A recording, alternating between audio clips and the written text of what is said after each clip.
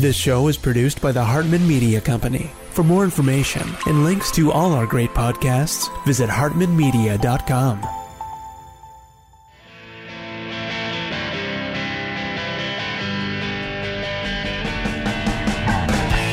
Welcome to the Young Wealth Show, where you'll truly learn how to make, spend, and invest money for an awesome life. Get the real-life stuff that wasn't part of your school curriculum. Young Wealth gives you innovative new ways of dealing with your finances, as well as the skills and tools you're going to need to survive and be successful out on your own. Let the Young Wealth Show be your GPS to take you from clueless to clued in. Here's your host, Jason Hartman, with Young Wealth. It's my pleasure to welcome Spencer Burleigh to the show. He is co-founder and CEO of Rent the Backyard. Now, we've all heard a lot about the sharing economy, and this is a new spin on it. Spencer, welcome. How are you? I'm doing well. Thank you so much for having me on the show. It's good to have you, and you're coming to us from San Francisco Bay Area, right? Yeah, we're based down in Santa Cruz right now. Okay, great. So how old is the company? When did you launch? Yeah, so we incorporated back in November of 2018. So we've been in business a little while now, but we've been sort of setting everything up and are going through our first set of projects right now. So I read an article about this and wanted to reach out to you and invite you onto the show. Where did the idea come from? Tell us about the problem and how you came about and the solution. Yeah, so my co-founder and I were always really big sort of financial nerds. And as young people, we were looking out to come to the Bay Area. And it was just so expensive, but at the same time, there's so much extra land that isn't really being used. So when we heard about these things the state calls accessory dwelling units, or ADUs, we got really excited and thought we could apply like a financing model where we pay for everything up front, and in exchange, we split some of the rent with the homeowners over a period of time. So tell us more about the ADU. I mean, there are lots of little kits and mini dwelling units. What makes the ADU, I mean, what are some of the chief characteristics of it that make it unique? The ones that we're building up are really upmarket. They go and they have sort of everything a homeowner or a tenant needs to live independent from the homeowner. So they have a small kitchenette, they have a bathroom, including a shower, and then they even have a separate living area and bedroom. They allow a tenant to live entirely independently from a homeowner and have a really great quality of life. We like to think of them kind of as like a distributed apartment. Mm-hmm. So many houses have casitas or additional units in the back. What makes this different? Or is it just a more modern version of it? Is it a prefab house? Tell us about the cost of it and so forth. Yeah, so the innovation that our company really brings is on the financing side. So right now, if people want to build one of these units in their backyard, they need to typically borrow over $100,000 against their house and manage a construction process and then handle all the ongoing property management on top of all of that. So what we do is we make it really, really easy for people to get started with one of these units and to go and sort of just sign on the dotted line, and we take care of the permitting, we take care of the building, and then we even take care of the ongoing property management. So for a lot of people, it's a really easy way to take this extra space that they're not really using and make some extra rental income from Mm-hmm. it. So the homeowner with the space in the backyard needs to pay for the unit though, right? No, so we cover all the upfront costs, and the homeowner never pays a single cent unless they choose to leave the agreement. How many square feet are these units? The ones we're building right now are about 300 square feet. Mm-hmm. As we expand, we might offer a slightly larger one, but the 300 square foot units are kind of in the sweet spot of they get a whole lot of rent and their construction costs are relatively lower compared to larger units. So the backyard needs to have a space of at least 20 by 25 feet. They need to live in the front home most of the year. Why is that? What if someone owns a rental property and they want to, instead of having one unit, they want to add an additional unit to their rental property? Yeah, so this is a little bit dependent on jurisdiction. Mm-hmm. So there are some jurisdictions that require that the homeowner live in the property most of the year. So we kind of just say that as an easy way to sort of be able to go and screen people at this point. But as we expand, we're definitely interested in working with a lot of people that have investment properties. And we already are starting a couple of projects with people that have investment properties in places like San Jose, where you aren't required to live in the home most of the year. Mm-hmm.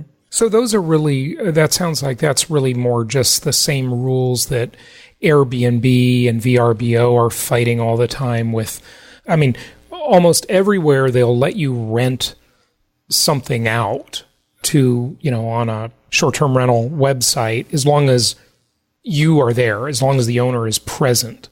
But as soon as the owner isn't present and they want to just strictly rent like the whole house to somebody, that's where they've sort of made the regulation to disallow that, right? Yeah, the lines seem to be drawn in different places in different municipalities. And there seems like there's a lot of innovative things coming on the regulatory side. So we're excited to work with people that have more investment properties than sort of primary residents they want to use this with. But mostly we're doing people with primary residences just because that's the way the laws look right now in 2019. Yeah. So if someone approached you and said, I already have a back house, or I have a carriage unit over my garage in the back, or I have a casita or a mother-in-law's quarters, would you do a deal with them? Yeah, it's definitely something we would consider. I think the biggest value add that we have right now is that we finance the unit. So we might look to see if you have a home equity loan or something you're using to finance that, you might be able to sort of come to us and we could help you sort of roll that monthly payment you have on the unit into our agreement where we just split the rent or something like that. Now, in the world of zoning, a typical residential property is what's called R1 or residential 1. And if it's a duplex, it's called R2. And that means, 2 units. You're able to do this in R1 zoned properties, right? Yes, most of the properties we see are R1. And then in California, they subdivide it into R1-4, R1-8. And we're able to get all the way down to R1-8, which means there's 8 properties on an acre typically. So we can build sort of quite small lots. The state has at this point passed a lot of laws that make them much, much easier to build, even in smaller lots. Right. And so it looks like the municipalities are really trying to address the housing crisis to some degree with this kind of stuff, which is great. How much do those units cost? I mean, I know you're financing it, but just to understand kind of the economics of it, what do they cost you to buy or build? I don't even know the right word, those units. It really depends on where we're building. Right now, I guess the average would be somewhere between $100,000 and $200,000, but that depends on things like what do the city permits look like, and how level is the ground in the back, and does work need to be done back there. So it's a little bit of a range, and then we kind of, as part of our process for taking a look at properties, are able to figure that out and give a better idea of what the rent split will look like for homeowners and what the term of the agreement will be, so it's fair for everyone. I mean, that's actually surprisingly expensive. You're saying that's, somewhere in the ballpark of $300, $330 to $660 per square foot? Yes, they're quite expensive to build. It's typical with these buildings that a lot of the things you have are fixed costs. So once you get someone in the backyard to lay a slab foundation, being able to lay another 100 square feet is not the most costly. And we're definitely looking at ways to sort of work with different manufacturers and sort of be able to push the cost down as we scale. But the cost, as you point out, is one of the reasons that we're starting out in California, where real estate sells at above $1,000 a square foot typically. So we're really focused here, but as the costs go down in the coming months and years, we'll be able to be in a lot more places, which we're really excited about. And these are manufactured houses though, right? Most of it's built in a factory and assembled on site. Is that correct? Yeah, so they're largely prefabricated. So they either are flat packed, so they're sort of come together like IKEA on site, or they're trucked in, fully constructed and either rolled or lifted in. But there's all sorts of site work you need to do, like a slab foundation at this point, although we're looking at really cool things like pillared foundations, which would cut the costs and enable homeowners to get into these units for less all the time. The cost of the unit versus the engineering and pouring the slab and all that kind of good stuff. Can you divide that up at all for us? It is amazing how much this stuff still costs. I'm just in shock. I'll tell you why, just to give you, Spencer, some of the background. Our listeners and clients keep sending me these things, and, you see people sharing this stuff on Facebook. Well, this 3D printed home was built for only $10,000, and here you can buy a house on Amazon for $19,000 and have it shipped to you for no shipping cost. And I investigated this because I didn't believe it. It sounded fantastic at first. My greed gene was kicking in. I'm thinking, I'm just going to buy vacant lots all over the place and put these little units on them and rent them out, and it's going to be great. And then I really started investigating this. Come to find that all of those companies seem to have the same answer when I say, well, they'll say, well, you have to do this, that, you have to have engineering, it doesn't include HVAC, it doesn't include plumbing, it doesn't include electrical, and there's engineering on the site, just like you said, with yours, et cetera, et cetera. Well, I said, well, look, how much does it cost? And they all say the same thing. They say it's pretty comparable to new home construction. And then I'm thinking, what is the point? You can just have a builder build a house, right? And I said, well, what in your eyes does new home construction cost? And they'll say, typically they'll answer about $200 per square foot. And I'm like, wow, it is amazing to me that we can't build a house for less than that nowadays. It seems like it should be dramatically less expensive if it's done in a factory. But I don't exactly know what the hang-up is. To me, the construction industry, it's just a very primitive industry. And I'm all in favor of modular housing built in a factory, assembled on a job site. That's the way it should be. Yet there's this crazy stigma that Americans have against that. They think of a mobile home like some cheap mobile home. Well, actually, there are some very nice mobile homes out there and some very nice manufactured houses. But, the banks view it differently when it comes to financing. It's just kind of crazy. We need to get over this. There's a housing crisis in the country, and we got to make more cost-effective housing. And people have got to get over this discriminatory belief against manufactured housing. But still, it needs to get less expensive at the same time. What's the problem here? And our business is really we're sort of, the entire company is a function of rent versus construction costs. So this is something we think about all the time. And we're talking to all sorts of really exciting manufacturers that do that, like 3D printing, and do low impact foundations where they build units that sit on stilts and all sorts of other things like that. And those are able to push the cost down. Hopefully that'll get below $100,000. But a lot of the cost that's built in comes at the city level. So especially in California, to build a new home, the amount of times you need to go and ask the community for its input and be able to do impact studies and things like that dramatically increases the price. So with these accessory units, there is a new cutout in the California law that makes it so you don't need to do a lot of those steps, which chops off a lot of the overhead there. But yeah, you're totally right. The construction still is very, very expensive, and we're really committed to pushing that down to make this viable for more homeowners and more renters, and to help fix the housing issues we have in this country. Even what you said there, though, getting it, your goal is to get it down to $100,000. That's still $333 per square foot. Yes. It is still incredibly expensive. I just see this future of everybody living in tiny 300 square foot houses because it is remarkable what this stuff costs. And then I suppose if and when you expand to areas that are affected by things like hurricanes, tornadoes, California have earthquakes, of course, but then your cost might go up even more. It depends, right?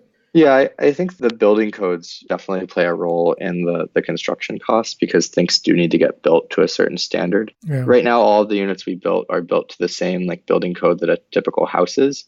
And we tell people that the units we build will last longer than their main home. And that's true because the building codes have become so much more robust and have so many more requirements than they used to have. Yeah. Which I think also influences the cost of construction. Oh, no question about it. Yeah, absolutely. Okay, let's talk about the income side for a moment before we wrap up.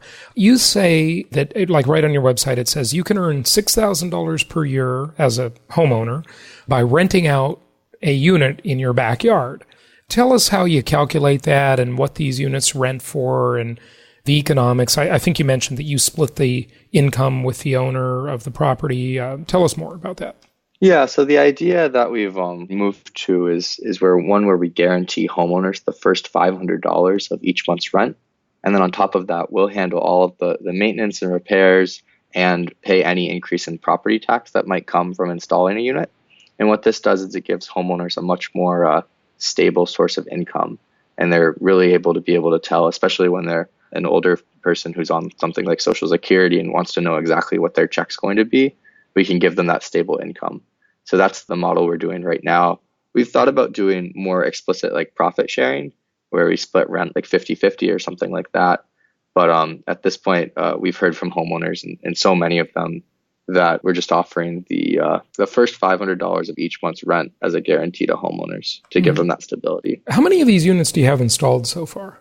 Yeah, we're going through the process of building our first batch of 10 or 20. So we're kind of chugging along and we're installing units at a really quick rate. Are you backed? Do you have funding from a VC or an angel investor? Yeah, we have enough funding to accomplish our goals from venture capitalists. And then the goal as we get larger is to sort of issue debt or find more sort of third-party investors that are interested in like the cash flows of our business. But we're jump-starting it with venture and using that to run the first batch of these units. Okay. So how much do you project? I mean, is anybody living in one of these yet? Is anything built or is it all under construction so far? The units that we're specifically like under Rent the Backyard's name building are under construction.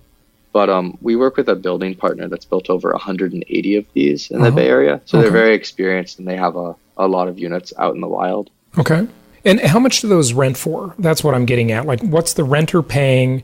And I know the homeowner you're working on the deal where they guaranteed $500 per month, which is great. What does the renter pay, though?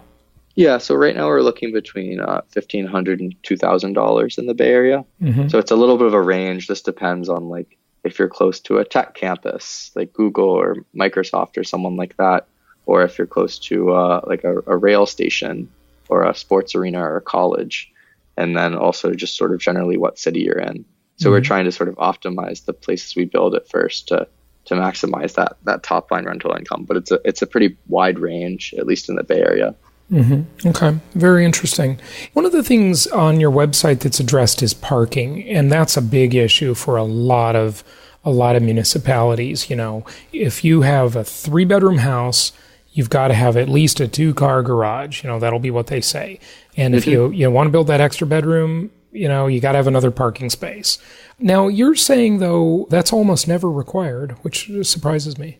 Yeah, so this is something that's specific to California. And as we grow, that might be a requirement that changes and something we need to build. But California's specific law on these accessory dwelling units is that you don't need to build parking if you're within a quarter mile of a public transit stop, including a bus stop. So almost all homes that we look at in the Bay Area fit that requirement. Yeah. Thus don't require parking to be built. Right. They'll at least have a bus stop for sure. Yeah. Okay.